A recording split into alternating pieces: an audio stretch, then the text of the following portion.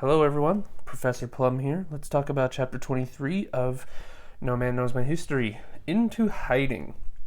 I don't have a ton of stuff to say. This is a shorter chapter, so it'll be a shorter commentary. Never ask a man his salary. Never ask a woman her age. Never ask why Porter Rockwell shows up after being destitute the week that Governor Boggs has had an assassination attempt on his life, and shows up with an elegant carriage and horses at his disposal and pockets filled with gold. That was a joke. So Porter Rockwell, definitely one of the most interesting renegades in Mormon history, kind of a frontier hero, somewhat of a Clint Eastwood, good, the bad, and the ugly. You know, the buck stops with him. He is justice and mercy. So interesting character. I do like the folklore of him never cutting his hair after being told by Joseph Smith that he was a modern day Samson. That's pretty cool. On my mission, I met several people that kind of idolized Porter Rockwell. He definitely is somewhat of a beloved anti-hero in the Mormon saga. I think he represents the macho masculinity that lots of saints resonate with. So there's pretty good reason to believe that Joseph Smith may very well have been involved in an attempted assassination on Governor Boggs, who you'll remember was the then governor of Missouri during the time in which the saints ran out of town. And so even though years have passed and he's no longer the governor's seat, there's a hit put on him, and a lot of people believe that it was up to Joseph Smith. Again, a lot of this is coming from John C. Bennett, who we talked about in the last chapter as being someone to treat with the most suspicion, so got to be careful. But there are numerous things suggesting it. I think probably the most damning is that we've got a footnote that I didn't read in the chapter, but there's a footnote saying basically that Porter Rockwell is in primary records having asserted that he bragged on multiple occasions about having done the deed, and the reason the footnote says that he failed to kill Governor Boggs and instead wounded him is that he shot through a window and he thought that he had killed him, but he didn't check to make sure. And he says, "I wish I would have killed the son of a bitch." That was his own words. So wouldn't it be nice to have a city council that's willing to pass any law that you want? So that's what Joseph Smith has. He's got the city council in his pocket. So he gets he's served a warrant for his arrest, and then the city council magically passes an ordinance saying that they have the power to look over any such requests and deem them legitimate or not, which of course Fawn Brodie calls out as an obvious infringement upon the powers of state courts. So what can you do? This whole case of did Joseph put a hit on Governor Boggs, this whole story reminds me of I think it was 2017, maybe 2018, 2019, somewhere in there. Late 2010s, there was the killing of Jamal Khashoggi, the Saudi American journalist who was killed in I believe he was killed in the Turkish embassy in Saudi Arabia at the request of government officials who invited him there and then promptly assassinated him. Made world news, at least as far as I'm aware. There were multiple credible sources linking the order of that assassination on the Saudi dissident Khashoggi going all the way back to Mohammed bin Salman, the MBS, the Prince of the Kingdom of Saudi Arabia.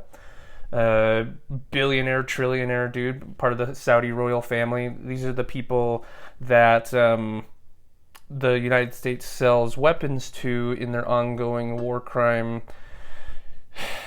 committants in the Yemen civil war. Some really terrible stuff, but it reminds me of that. If you know anything about that story, there's a lot of parallels. Can we prove without a shadow of a doubt and hold Joseph Smith accountable for ordering the hit? No, we cannot, but we have pretty darn good evidence to suggest. In the case of Khashoggi, it's the only reason that the Saudi leadership wasn't held accountable is because the people who rule the world didn't want to hold them accountable. So it's unfortunate. I remember being very disillusioned and very upset learning about that story. Joseph is in a prison, or not a prison, he is in the prison of fugitiveness for 4 months. So he's hopping around, mostly close to Nauvoo. 4 months. Can you imagine? I have never had a price on my head that I'm aware of. I'm probably on the black market for someone to come harvest my organs or whatever, but I have never known about myself having a bounty.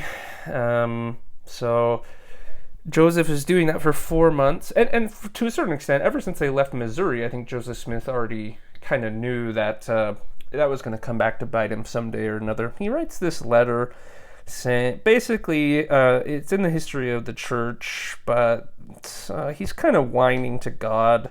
You know, why are they doing this to me? For no other cause on the part of thy servant than for the defense of innocence. Why would Joseph Smith write that in the official history of the church? I personally am inclined to believe that Joseph Smith probably knew that Porter Rockwell was going to try to avenge the Saints on behalf of Governor Boggs and assassinate him. And I'm not sure that Joseph Smith ordered it, but he did have a propensity for these, I predict or prophesying, Boggs will meet a violent death within a year, and Governor Carlin would die in a ditch, sort of a thing. And when you've got people like the Destroying Angels who wear these red sashes and kind of terrorize people at midnight hanging around, those are not idle words. I think a lot of people were pretty upset with Jeffrey R. Holland in 2021 when he gave a speech at BYU about the musket fire, and a lot of people were quick to say, well, he's not obviously talking about real gunfire and persecution and like violence being incited, but like you can tell people stuff with a wink. That's what dog whistling is. It was pretty clear that Jeffrey R. Holland, if not directly inciting violence against LGBTQ Latter-day Saints and their supporters, he was basically saying that if it came from push to shove, they would support the more Desnat, right-leaning, hyper-conservative Orthodox Mormons over the progressive left-wing modern sect of Mormonism. So this stuff is still happening. So you got to take into account that, in my opinion, you can come to your own conclusion. In my opinion, I think Joseph Smith knew, and I think he very well may have ordered Boggs' execution. So it's interesting that he has so much time that he spends with Emma. She comes and visits him. She's clearly missing him. She is distraught. It says that she has 8 children and only 3 of them survive into adulthood. That is really, really sad. That is really, really tragic. And to make matters worse, Joseph is calling her the wife of his youth, and his letters are all gushy and flowery, but I think there's kind of a sense, especially with the rumors about polygamy, that perhaps Emma has somewhat faded and is in the twilight of her beauty while he's pursuing Nancy Rigdon, a 19-year-old, and Helen Mar Kimball, a 14-year-old, a few months short of her 15th birthday. Sorry, gotta get the correct semantics in there. And it says that Emma demanded denials, and she got them. Her best, most trusted friends lied to her frankly. Not lied to her if her dress made her look fat or whatever, but lied to her that they were married to and sleeping with her husband, Joseph Smith, who calls her my dear affectionate Emma. This is one of the big tragedies in Mormonism. I think all throughout this book we've had to see Emma put up with Joseph Smith's antics time and time again, and he'll write her a beautiful letter and he'll hug and kiss her every time he's in jail or apart from her. But it's really hard to deny that it's just really sad that he chooses to do so many things. And it says, Oh my God, it says Emma could not know during the weeks he stayed in hiding at the farm of Edward Sayers, he persuaded Mrs. Sayers to join his circle of wives. This is like during the time that Emma is pregnant with and is about to have their 8th child, who will die immediately. Of course, I'm not saying Joseph Smith is the most evil person that ever lived. He does this nice favor where he goes to a Sister McIntyre and, like, hey, I need to borrow one of your babies. And then basically they let Emma nurse the new baby, and that kind of helps heal her depression a little bit, or helps her cope with it. I'm not sure if that's a common practice back then or if that's a common practice now, but it's kind of weird that they're just like, hey, can I borrow your baby? But again, Joseph Smith, if you're the prophet and the restorer of God's true church and the mouthpiece for God, you'll do whatever he wants. I think it's so petty that the decision read in court on January 5, 1843, where the judge enters from the rear, says he's accompanied by a half-dozen ladies whom he smilingly permitted to sit on the stand beside him. That is so petty, so hilarious. So much injustice was done to the early Latter-day Saints on behalf of the United States government and the state governments. Of course, there's a tremendous injustices perpetrated against them and negligence of the law, but that's one example of that's just kind of cheeky. That's funny. Yeah, let's see. It says that the grand jury for Porter Rockwell never indicted him because there was lack of evidence. But we do have primary sources indicating that they heard from the lips of Porter Rockwell himself that he indeed did carry out the attempted assassination on Governor Boggs. And it's worth mentioning, like it says, Fawn Brodie makes it very clear that even if he didn't do Boggs, there's a ton of stuff from in the Brigham Young era where Porter Rockwell is he's a gunslinger for sure. It's kind of lowbrow that Joseph has a horse that he names Tom Carlin, and he says whenever he wants to get a laugh, he says he's riding the governor. So interesting. I've compared Joseph to the modern day leaders of the Mormon Church many times, but it never ceases to amuse me how jovial he is and how he's funny. He's a funny guy. He's has some horrendous behavior, of course, but you can't deny that some of the stuff that he did, like in this case, is frankly irreverent, and so it's kind of funny. Like the modern day prophets and apostles would never be caught dead doing something that irreverent. Yep, as the book says, as literal-minded as Brigham Young, Porter Rockwell might easily have reasoned that fulfilling Joseph's prophecies should be the business of the saints, since the Lord could not always be depended upon to hurl thunderbolts with the necessary precision. Super interesting to think about. A well-written sentence by Fawn Brodie, but that continues today. There are people that are so intent on bringing to pass the fruition of prophecy. All Mormon missionaries are taught prophecies about the field being white ready to harvest and manifesting that those prophecies will be fulfilled during our missions. It's a big part of Mormonism to believe literal prophecy and to try to be a part of the building of the kingdom of God. And so it's interesting. Finally, there's the famous incident of the Mansion House where Emma Smith censures her husband for having a bar in the home, which they've turned the bottom floor into a hotel for guests. Very interesting that they choose to do that, and I think it's very telling. The successful international hotel chain Marriott is owned by the Marriott family. That's an LDS family from Salt Lake, I believe. And you may recognize them as being, a lot of hotels have the Bible in each hotel room for people who want to read it. The Marriott hotels are famous because they have a Book of Mormon inside. They're kind of known for that.